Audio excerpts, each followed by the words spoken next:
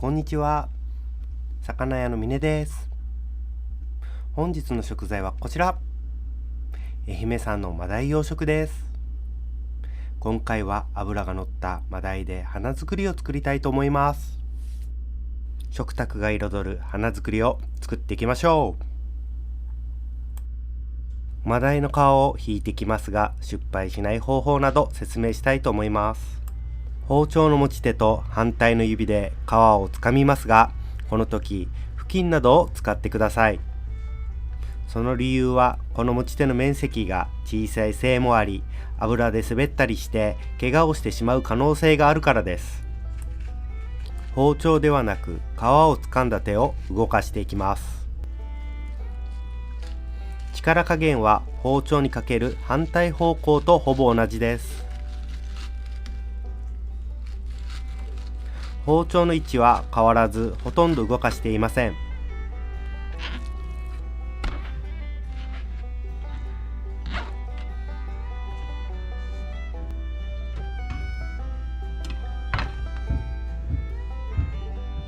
きれいに皮が引けました。縞模様を残せば成功です。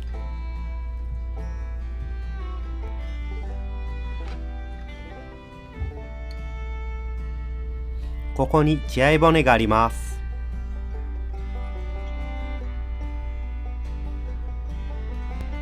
包丁で骨の横側を切っていきます。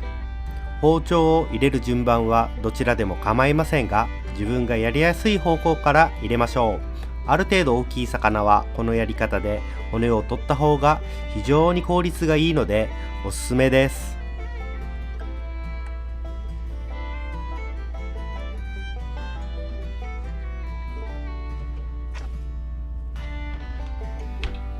これで完全に骨が取れました。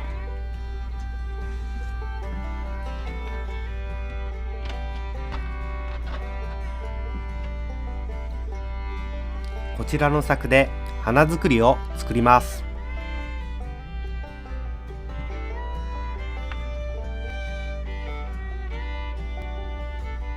最初の一切れで形を整え、二切れ目から盛り付けていきます。今回は花作りを作っていきますので、綺麗な見栄えに挑戦していきたいと思います。皿の大きさによってネタの角度を変えたりもしますが、何周かするかによってもネタの角度も変わっていきます。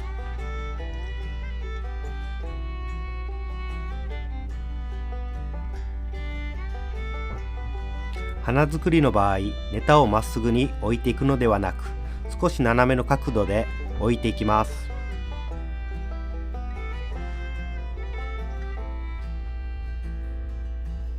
花作りのポイントですが、斜めにネタを置いていくわけですが、最後まで同じ角度を維持するのが難しいかもしれません。最初は斜めの角度を維持していたものの、途中からまっすぐになっていたことなどよくありました。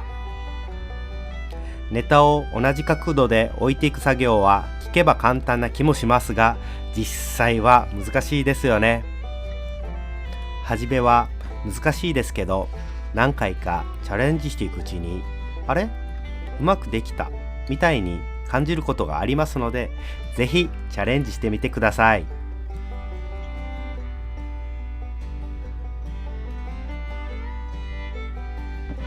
皿を回しながらネタを置いていくとやりやすいです。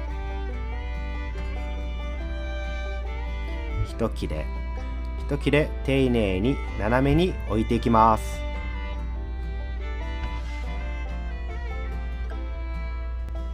今回のマダイは愛媛県宇和島市のマダイ養殖を使っています。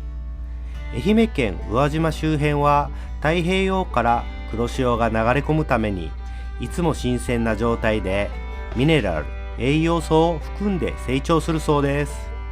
身質もしっかりしていて、脂が乗って非常に美味しいマダイ養殖です。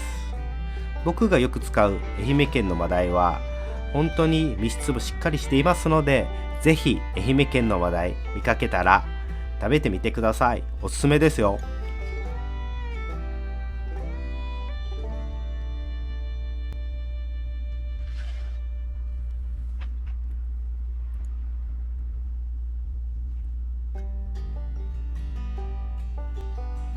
1周目を終わりましたら、渦巻きを描くように2周目に入ります。2周目からネタを引っ張って立たせてあげると綺麗に見えますよ。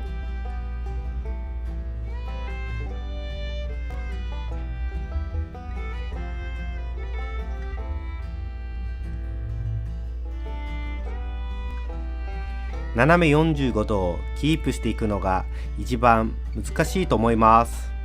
1枚ずつ確認しながら置いていけば大丈夫ですので、はじめはゆっくり置く場所を確認しながら置いていきましょう。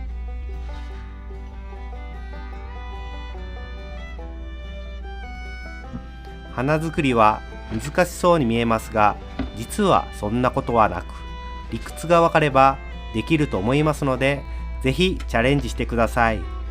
盛り合わせのパターンが広がりますよ。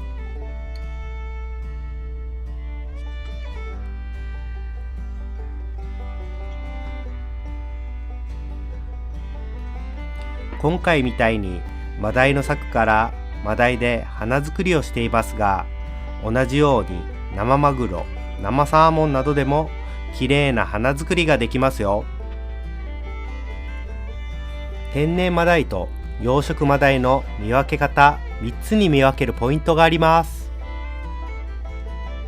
尾びれの形、養殖マダイは生けすの中で生活するため尾びれの先がすれて丸いです。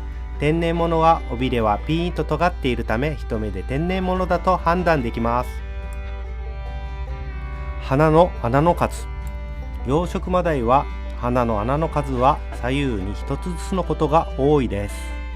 天然マダイは左右に2つずつ似ている鼻の穴がありますが、たまに養殖物もありますので注意です。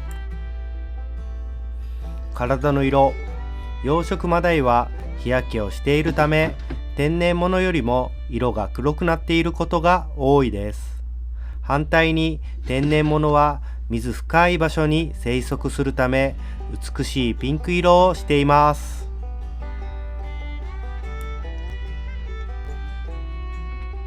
最後は2枚から3枚重ねて巻いて真ん中の部分を作ります。ゆっくり巻いていきます。巻き終えたら少し開いていきます。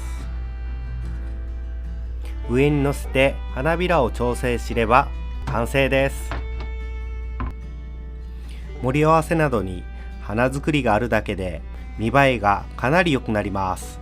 どんな魚でもできるので、覚えると非常に便利です。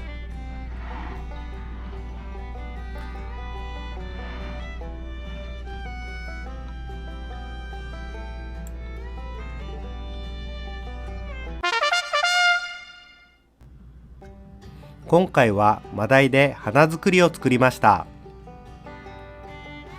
どんな魚でもできますので、ぜひチャレンジしてみてください。